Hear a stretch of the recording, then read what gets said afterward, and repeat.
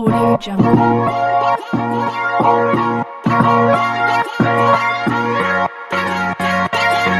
You know what it is. You know what it is. It's your boy Malcolm Sully, and this is the Malcolm Sully Show. So let's put it all in perspective. But wait, before we go any further, don't forget, click that like and that subscribe button. I highly appreciate it. Okay.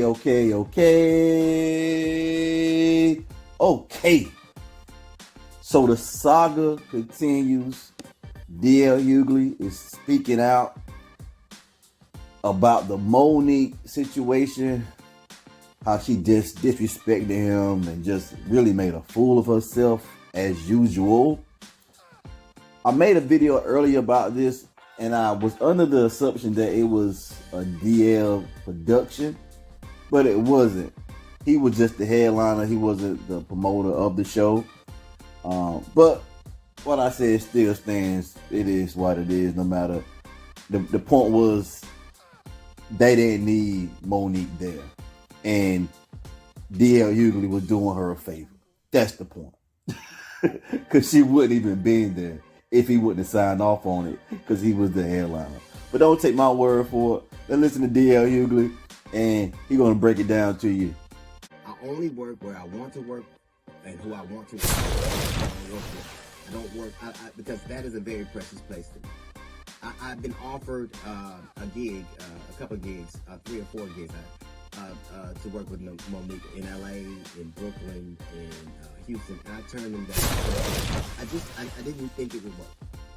So after talking to a lot of people, and one of the very people in this room about how things are different, 2 of the very people in this room, as a matter of fact, and how things are different, and look at how things are coming around, I decided it would be wrong for me not to give somebody a chance based on things that they'd never done to me.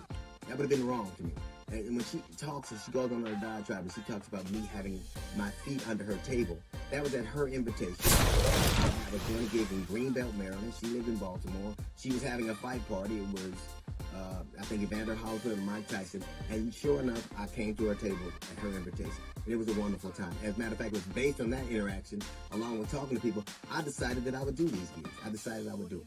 And now I know what Tyler Perry knows, I know what Lee Daniels knows, I know what Oprah knows, I know what Steve Harvey knows, I know what Charlamagne the God knows, I know what Nique knows. Saying yes to Nique is an occupational hazard. Now, we're playing a gig in Detroit this weekend.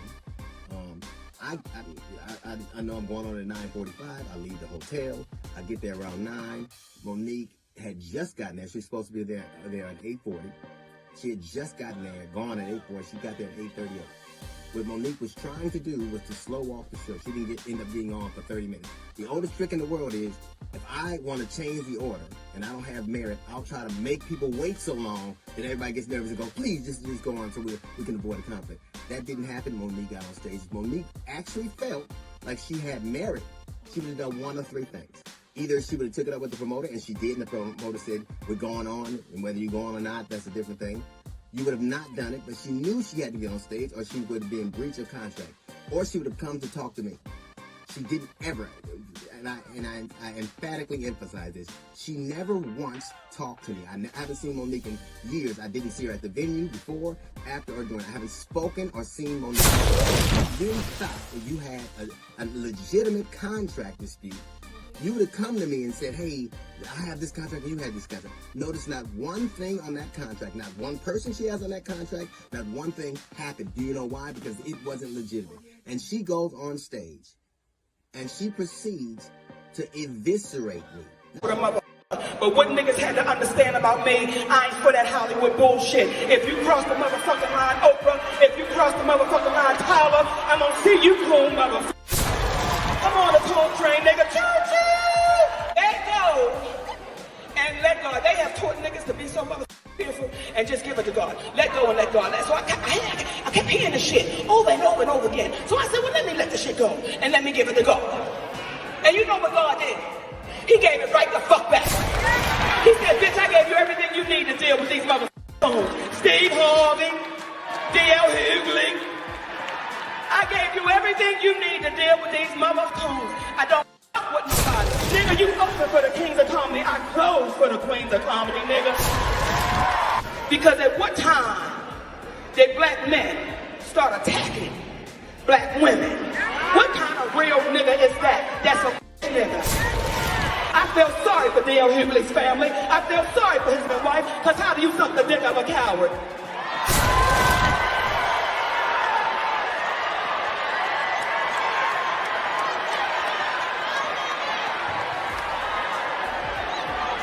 Let me ask you something. What did any of that have to do with an alleged contract dispute? What did Steve Harvey have to do with your contract? What did I have to do with your contract? What did my dog have to do with your contract? What does my wife have to do with your contract? You wrote your contract, you and your daddy. You so things that were so patently insulting that it was galling. It was galling. You proceeded to assault my sexuality. You have the temerity to assault someone's sexuality, a man's sexuality, given who you lay next to. None of that had anything to do with alleged contract dispute. You could have taken that up with a lawyer. You would have gotten out. You could have not gone on stage, but you knew you didn't have a valid contract. And you do what you always have done. You tried to weaponize black femininity. You tried to turn that audience against you. You tried to burn everything down. Like you do all the time. Who calls Netflix and thinks I can get $10 million because I did the Queens of Comedy? Who thinks you can get on stage and still live off that? I was a king of comedy. You never hear me talking about it. Because in this business, like any other, it isn't what you have done, it's what you do. That show was one I signed on to do. I made the quintessential mistake, the horrible mistake that like Tyler Perry, like Lee Daniels, like Oprah, like all these people of saying yes to you. And it is an occupational hazard. It is my fault. I have learned my lesson. You didn't just, and the thing that bothers me the most isn't the things that you said, because I know who I am and I know what I do. And I have a pristine reputation. Everybody who knows me know what I'm about. It's this whole, my dear, my babies, I love you for real, which is so transparently false, it is ridiculous. But the thing that was really the most annoying, the thing that was really the most bothersome, is after a terrible couple of weeks where people were being slain in Buffalo, where people were being slain, kids were getting slain in school, and people had come to a comedy show to get away from all of their problems, you besieged them with yours. The one contract that isn't in dispute is the one that the audience had with us to entertain them. But every single time, more and more, you spend half of your time talking about your grievances and what you didn't get and who did this to you.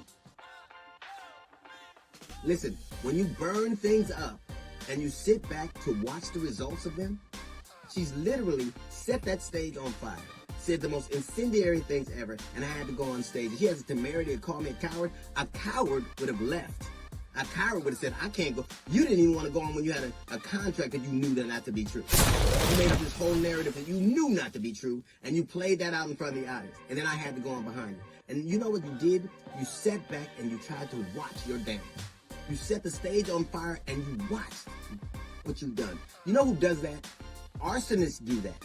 Arsonists set shit on fire and try to see the damage it does. But I blame myself, because I know now what I didn't before. Saying yes to you is an occupational hazard, one I will not repeat. I don't blame you. I wish you well. And when you do the things you do, when everything's about you, when you're vitriolic, when you have all these fights with all of these entities, it is you. Precious was not a movie. Precious was an autobiography. That is who you are, literally. And I commend D.L. Hughley. I understand he was trying to do the right thing and support a black woman. I applaud D.L. Hughley for working with Monique after he knew it was against his better judgment. But what you do is you never let somebody else's experience with somebody affect your experience with that person, because it may be different.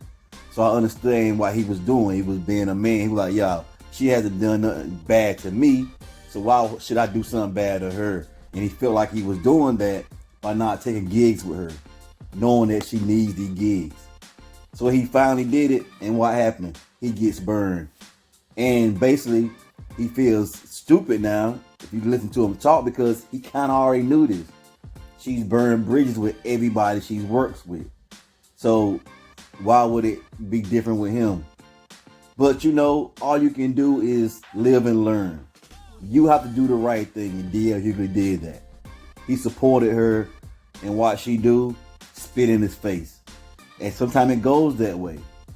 And this whole thing about black women treating black women and black men don't treat black women right, that can be true sometimes. But in this situation, it's not. Because just like D.L. Hughley said, the kings and the queens of comedy was over 20 years ago. If that's all you have, and you think you're going to get paid like you was getting paid 20 years ago, now, that's not going to work. It's not going to work. It's what have you done for me lately? That's the entertainment business. But you know, this is just my perspective. I'm your boy Malcolm Sully. Don't forget, tell a friend to tune in. And I'm out. Bye. Audio Jungle.